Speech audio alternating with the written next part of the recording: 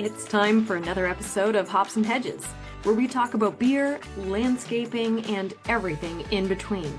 Season 1 is proudly sponsored by ext.tech, helping you grow and revolutionize your landscaping business. Now crack open a cold one, and let's dig in. Okay, and here we go. So welcome to the show, Ranger M, as you go by, or Emily Febrey. Yes. Correct, yeah. right? And so you're here in London, Ontario, and you work for, it's a really long name, but the St. Clair Region Conservation Authority. Yeah. Right? And do. so I got your name because you were actually nominated by members of the community as being a green communicator in terms of the London Environmental Network, right? Yeah. Yeah. So congratulations on your nomination. Regardless of we win or not, that is a really, really cool thing to be nominated. So congrats again. Thank you. So for people who don't know you as Ranger M, I follow you on Instagram. I love the stuff that you do.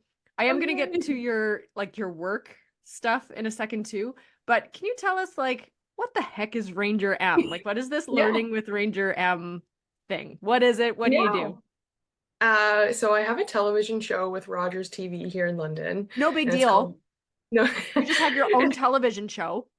That's amazing. It still feels so kind of weird to say, but I'm heading into filming for season mid.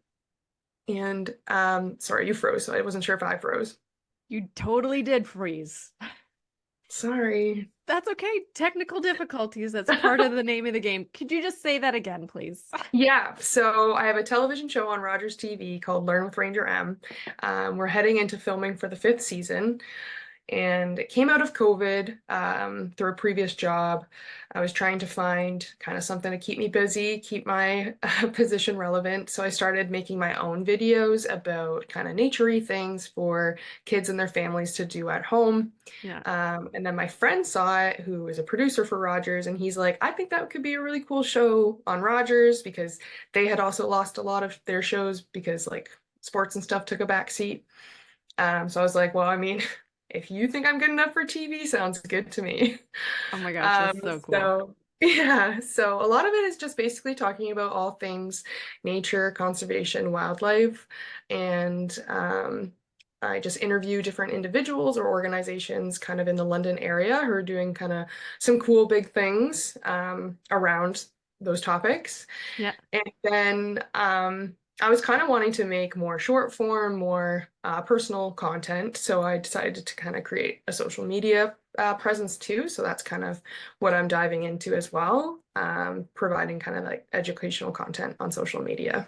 Oh my gosh, that's so cool. And I mean, the more anything that anyone can do to connect our kids to nature is just extraordinary.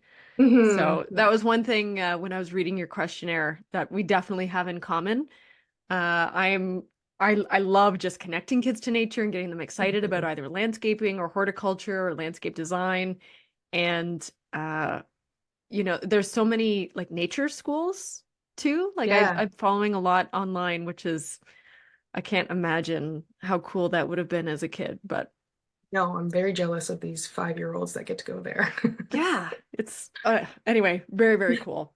So how did you get into all of this? Because I don't imagine, something that's always consistent on this podcast is I just love hearing everybody's origin story. I consider us all superheroes, horticultural superheroes, and we all have this origin story, right? Yeah. So when did it all start for you? What got you into this?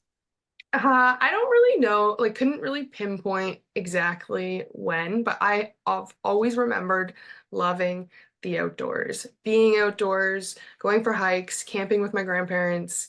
And then it kind of turned into I don't want anything to happen to this nature. I remember my neighbors cutting our willow tree, just trimming the branches, but I literally thought they were cutting our tree down. And I remember calling my mom crying, and I'm like, what are they doing to our willow tree? Yeah. And just being probably very annoying to my friends about litter and stuff. like at the age of like 8. Like Right. always remember it. So I kind of knew during high school that I really wanted to go into like environmental sciences or some Yeah. ecology-based program. And in my high school, my final year, I did an environmental leadership program, and it was a whole high school semester. And we got to do different camping. We learned how to canoe. So, and we went on a portage trip in Algonquin. We Gosh, that's did so cool. we did sustainable forestry management. So like we got our chainsaw certificates and we were cutting down trees and learning about yeah the restoration of forests in southwestern Ontario.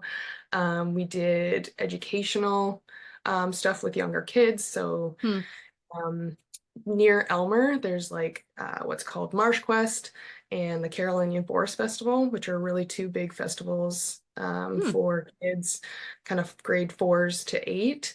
And they're huge in sharing all things about the Carolinian Life Zone and then what the importance of wetlands are. So, like, we're high schoolers, but like teaching the young ones. And it really created, like, I think, a passion in me for sharing Yeah. that kind of knowledge.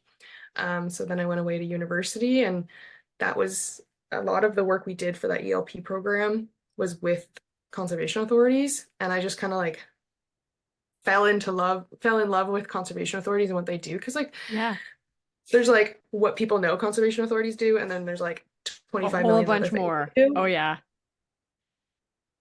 Yeah. So, and then when I came back from university, I did a lot of different jobs, but I've worked for conservation authorities basically ever since.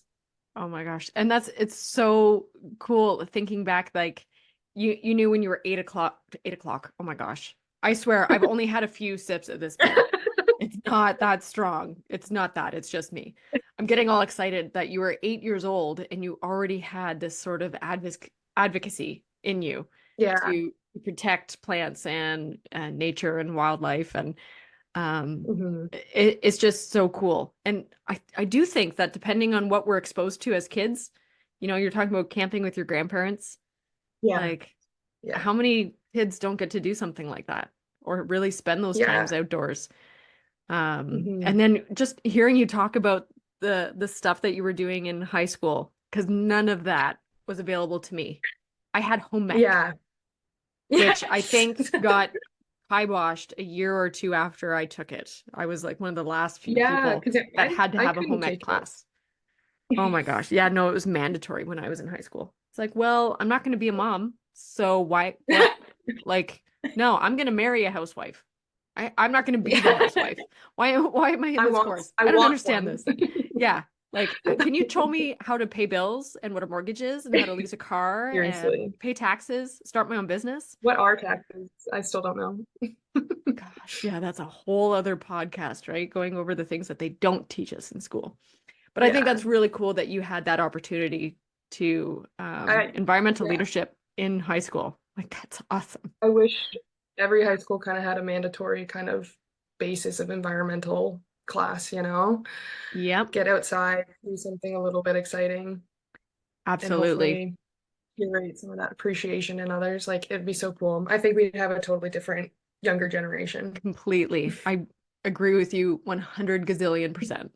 There's recently I've been doing workshops with both elementary students and high school students doing a landscape design charrette. So Oh, it's like a cool. 2 hour crash course, like dive right in, Oh, but I saw that on your Instagram. without being too overwhelming for them, right? We're not going to go over everything in design. We're just going to have some fun with it and see what they can come up with.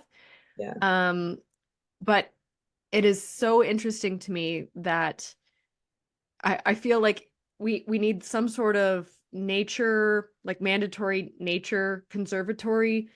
I don't know what the word is. Like we need to be looking after our planet. This is our planet. We're all humans. It doesn't matter what country you're in or uh what species or what you know what I'm trying to say? It's like it doesn't Like, matter where you are on the or how planet. You much are on you the planet. pollute. Like we can just work together, really. Like you don't need to blame people. Let's all just do our part. Yes. And we all don't need to be 100% perfect all the time. If Yeah. we are just trying and everybody does a little bit, it's going to make a huge difference. And then Exactly. the other thing I think that is not in schools anymore is this common courtesy thing. I'm after working with some high school students, I'm just blown away at like the picking up after yourself, I know. right? Being respectful, not talking when other people are talking. Like, are Yeah. these things just not taught anymore? I don't know. Maybe I'm getting old. Telling my husband, maybe I'm just Maybe. becoming an old prudish woman. No, it is kind of funny when you see classes because like I do education for work and it's just Yeah. like this is interesting. Yeah. I would just never say those things, but okay. Hmm. Yeah. But Mhm. anyway, that would be a different podcast, I guess. Yeah. So, definitely going to talk more about your work and what you're doing there, but I want to know what you're drinking and what you Yeah. normally like to drink. Yes. Because I'm disappointed in my beer. I Ah, I had a beer all set aside. I totally forgot and I drank it last night. So today I'm repping a Michelob Ultra, which there we is, go. still a tasty little treat on a warm summer day. Yep. I really enjoy hazy and juicy IPAs. So, what was the IPA you had yesterday? Life in the Clouds Nice. by Collective Arts. Yep. But a recent one I just learned about was from Canvas Brewing, which is, I think, in Huntsville. Hmm. And there was a hazy IPA. I think it's like, yeah, I have it, Horizon. Canvas Brewing And I Horizon. had Gonna check that never, one out. yeah, I recently went up to the Muskokas in April, and that's how I found them. Like I hadn't seen them in the LCBOs or anything, Yeah. and man, I got some good beers. So, Okay. I'm actually going up in to Muskokas. I think it's in July. My brother and sister-in-law are seeing a concert and they've got two little ones. So they're oh, going up to Muskoka for 3 days and I'm going with them so that that one night they can go to the concert and I can stay at the cottage. It's like free hey, vacation to babysit that's one a night. good deal. Yeah, And it's not babysitting when it's family. I love those kids. that's good. Um, so I'm actually drinking one that I discovered at there was a festival here in London and oh, Rib Fest. That's what it was. It was Rib Fest. And this company was there and I just loved the name. It's called Tesla's Revenge. Yeah. Have you ever tried this one? I have been to Broken Rail. Yeah, I love Broken Rail. I have not been to Broken Rail, but it's in St. Mary's. Like it's not that Yeah, far. yeah. My So partner's family is from that lives in St. Mary's, so we've gone quite a few nice. times. I love it. Yeah, they have a Okay. dog park right beside it, so just shoot the dog over there, go enjoy a beer. Oh my gosh, I thought you were gonna say just shoot the dog. And I was like, I did what kind are of. I you don't. what After kind I of a said that, I was person like, are you, Emily? after I said that, I was like, that's kind of a weird way to say that. But I was, I'm all about conservation of nature, but the dogs just shoot them. no, I would not shoot my son. Yeah, no. So yes, you have a fur baby son named Finnegan. And again, yes, And what kind of dog is he? he is a golden retriever beagle. A golden retriever beagle. Yeah, so Oh my God. we didn't know what he would look like because like that's not a very common mix. I was like either he could be super cute or he could potentially be super not cute. Hmm. But he basically just looks like a little miniature retriever. A lot of people guess the Nova Scotia Duck Toller Retriever when they see him. His Hmm. coloring's wrong, but he does have the similar size of one. Okay. I would show you him, but my partner Kieran took him on a walk so that he wouldn't Oh, darn. bug me during this. Next time. Next time. But, yeah. We've got a toy poodle that is pitch black. So Oh. even if I was to hold him up, he would just disappear. Like I'd have to wear all white and hold him in front of me because he's just a black mass on screen. So he's actually away getting a haircut right now. Oh, He's poor at the baby. spa. He's at the spa. Finnegan has to go to the spa sometimes. He gets grinchy paws. Yep. I want to talk to you about traveling because you like kind of exploring locally and you're right in my area because I'm London too. Yeah. So do you have favorites? I know there's so many. I mean, there's Coots, there's Kips, there's Skunk's Misery. Like we've got a lot of really Yeah. interesting areas. Yeah. And I personally have a bit of an obsession with boardwalks. Oh yeah. Yeah, Nice. it's borderline a problem. Like I should maybe see a No, therapist about that this. is such a big thing on Instagram too. I love it. Everyone's just like, you want Freaking to see the best love. boardwalks in Ontario? Check out these 5 different places. And I'm like, okay, I will. But yeah. Yeah. I love it. There's something about the sound when you're walking on them that Hmm. it's like I'm home. Even though Oh, I I've love never that. lived in a home that has a boardwalk, but it's so weird. Just the sound, it's yeah, one of my absolute favorite things. But for you and all the traveling that you do, London surrounding areas, what are like some top three? What do you think are some cool places that people should check out? So just outside of Elmer, St. Thomas kind of area in Sparta, there is the Yarmouth Natural Heritage Area, Okay. and it was actually a gravel pit, and then it's been completely restored. I can't remember the acreage of it, but it's got lots of trails. It's got a couple huge wetlands in it. Um, a lot of cool trees, even the blue ash you can find there, which is pretty rare. Wow. Yeah, Yeah. yeah.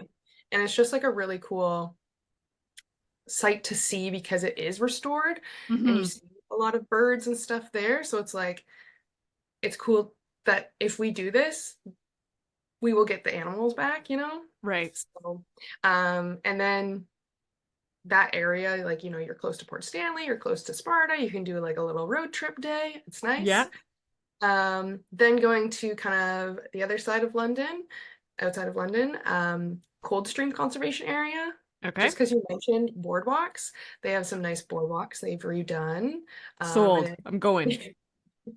and they have a cedar swamp, which is kind of like uncommon. A cedar So that swap? swamp, sorry. Oh my gosh. I was like, cedar swap. Like, dig up your own cedar and trade it in for a different one. I was like, this is new to me. I've been only doing this for just over 10 years and I've never heard of a cedar swap. Oh, my brain just went on a total tangent. Cedar Wow. swamp. Got Yeah. it. Yeah. Sorry, my Um, ADHD is showing. that's okay. That's okay. Cedar Um, swamp. Got it. yeah.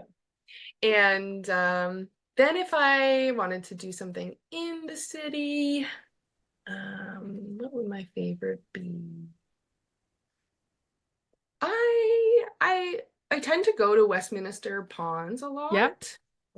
I think it's kind of cool because you have like your swampy marsh kind of behind the fire department there, and then you go all the way to the other side, and it's a grassland, and Yeah. you go through the forest in between. Like you can see a lot. Hmm. It's got long trails.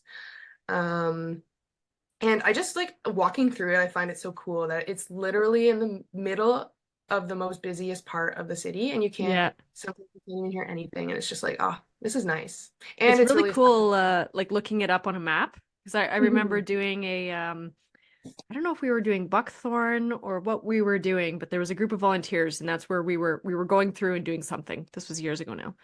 But when I was looking it up, and when you look on it on the map, it's just surrounded by city. Yeah. And then there's this, like, it's such a gem. It really is Hmm. such a gem. And I feel like a lot of people like, oh yeah, been there, done that. But it's just like it's in the middle of the city, it's quiet, it's cool. You can take your dog there, your furry friends.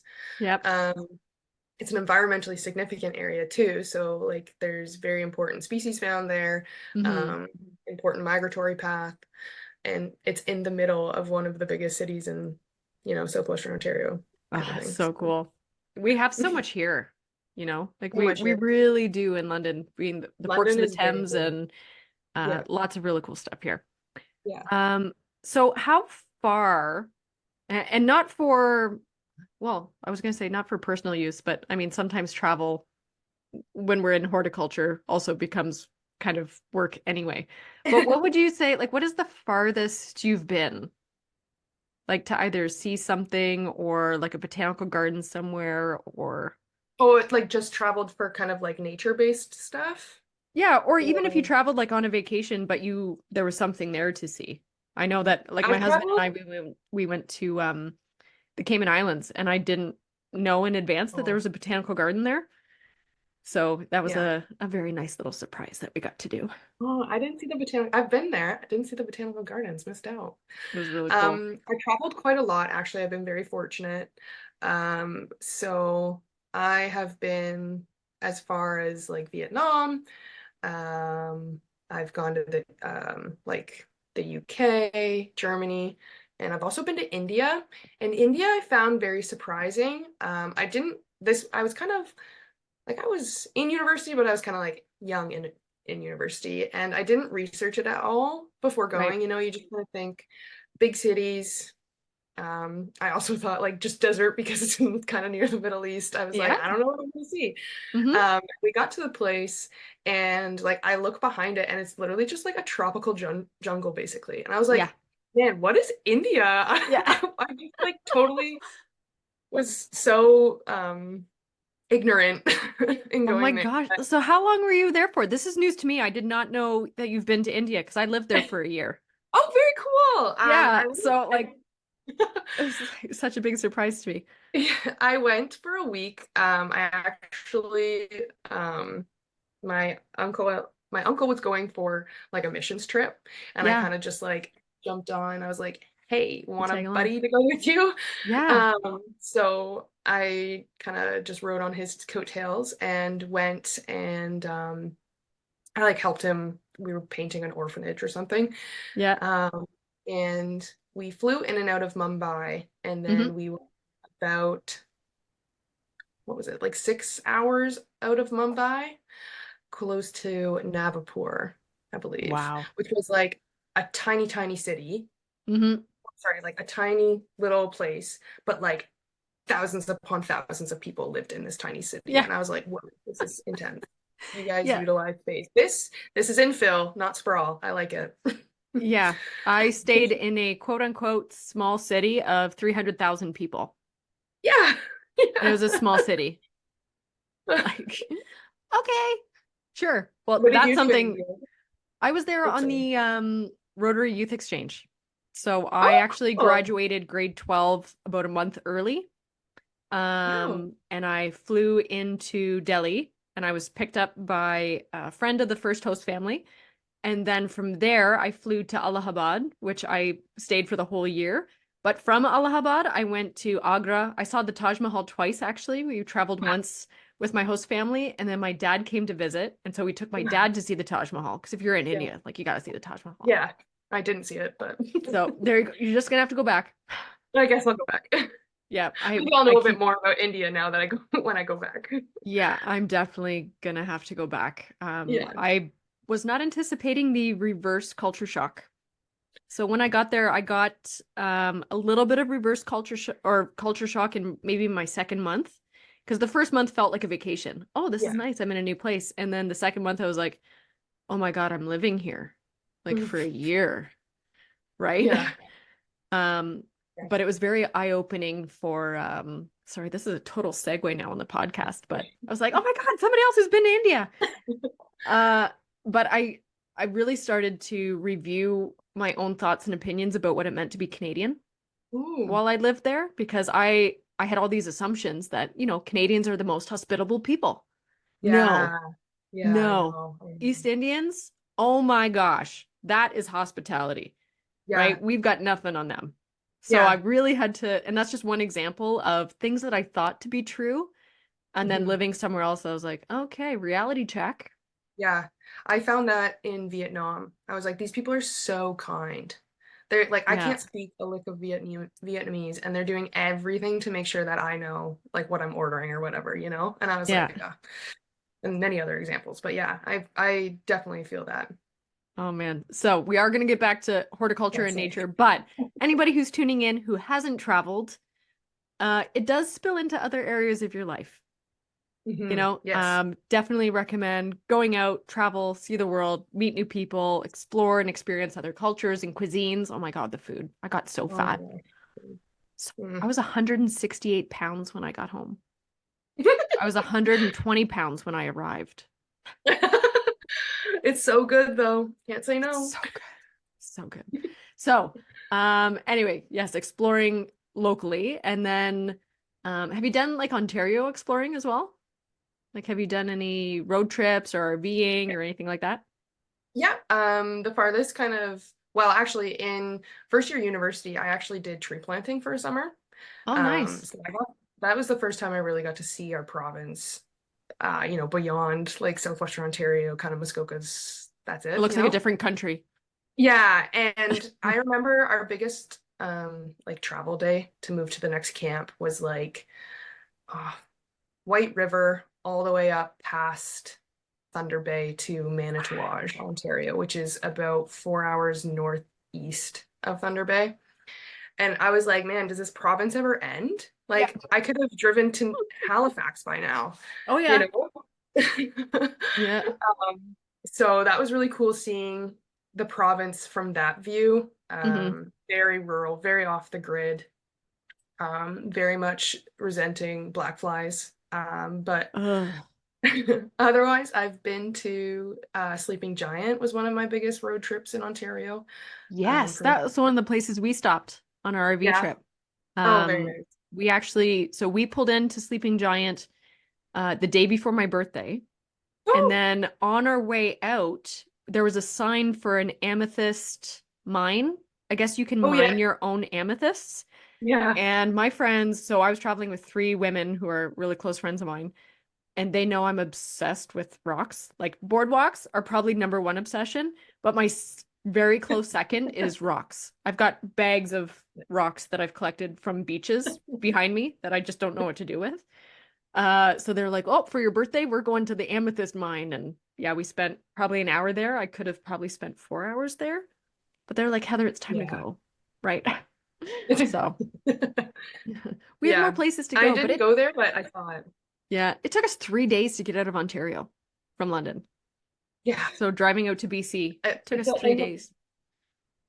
and there's so much to see, like why, Oh yeah. like, there's no point in not stopping because it's like so cool. Yeah. So many provincial parks. Have you ever been to Inglis Falls? I haven't. Okay, It's so on that my is going to list be my though. I want to get one. started.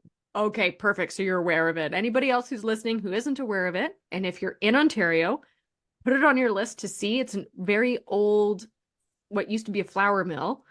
But the trails are unlike anything I've seen across Canada. So now that I've actually done the RV across Canada, So, BC, I can say that like the rocks and the roots and the trees are just the landscape was incredible to experience. So that is my one little tidbit of places to go see. there you go. So we've got about what am I looking here? Oh, 8.5 minutes. We're good. I have to get cut off, otherwise I'll just talk forever. Keep going. Um, Houseplants. You got a little collection there behind you. This is about it. I'm not a very great plant mom. I think I would be a better plant mom. But I don't know if you can tell, I am in a basement apartment of a house, so I don't Gotcha. have the best lighting. Yep. So I honestly think I could be better if I had better lighting. But this is So about all of my babies right here. I'm gonna tell you something, and it might be a game changer for you.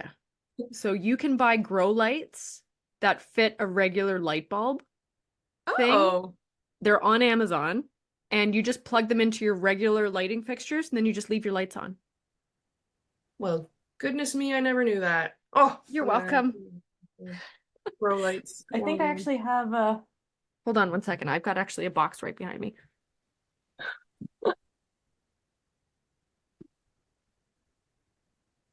That everyone's learning today. Ah!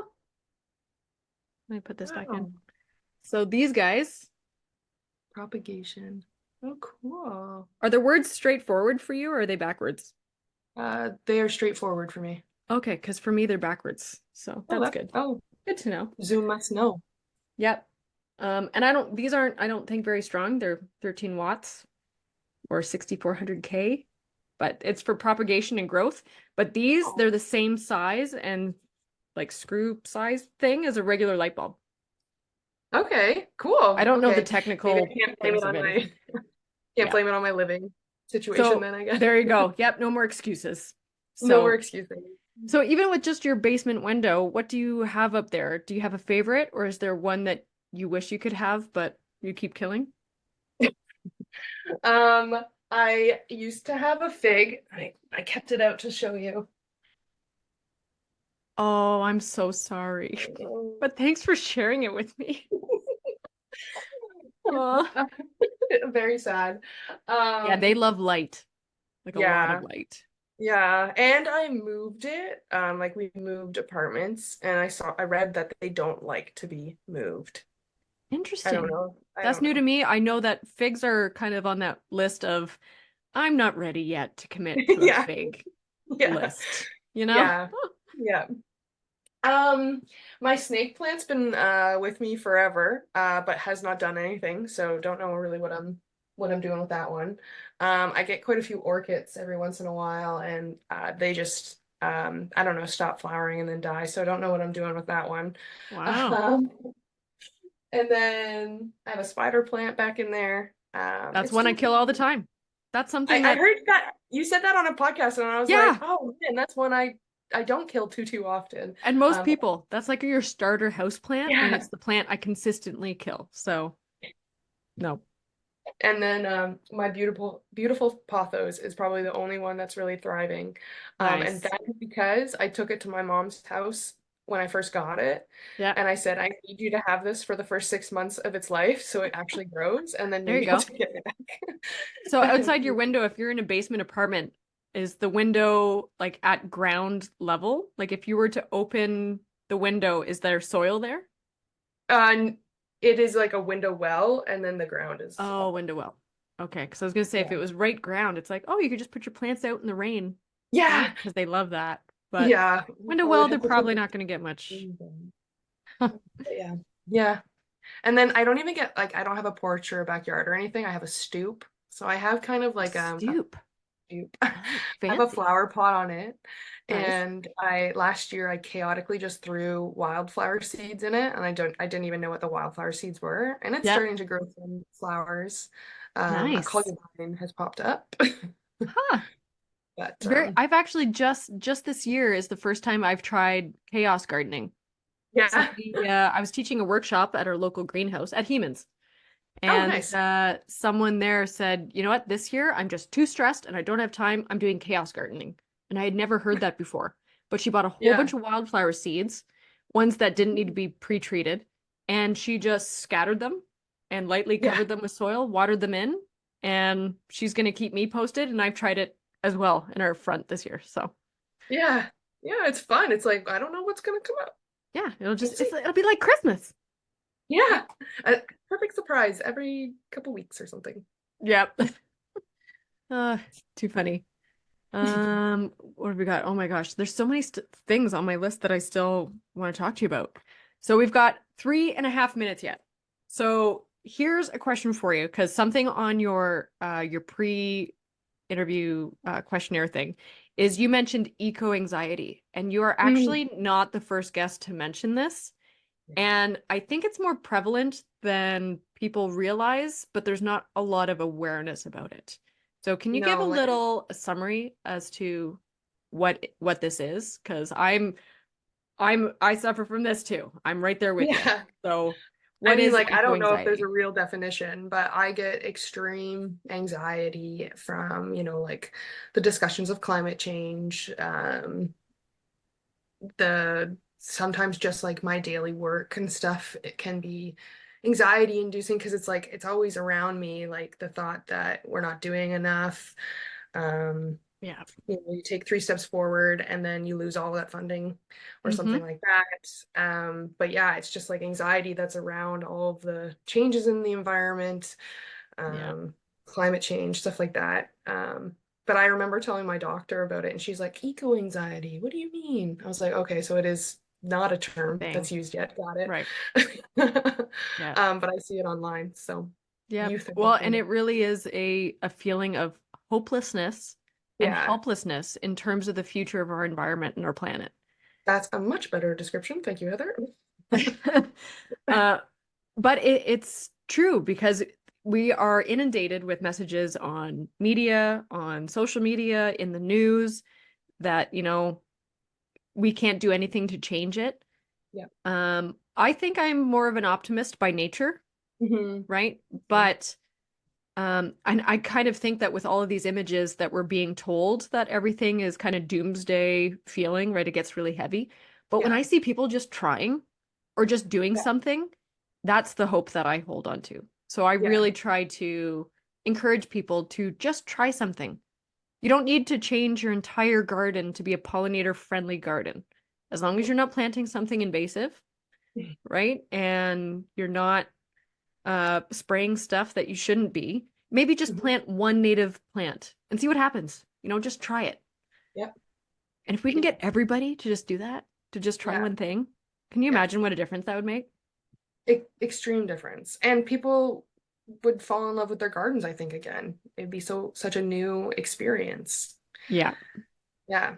But And yeah, that's I definitely do hold on to like the hopeful side of things. The idea that it's not all on just one person. right. And I'm not gonna get the quote right, but it was like you and I didn't cause climate change, but you and I can be part of the solution.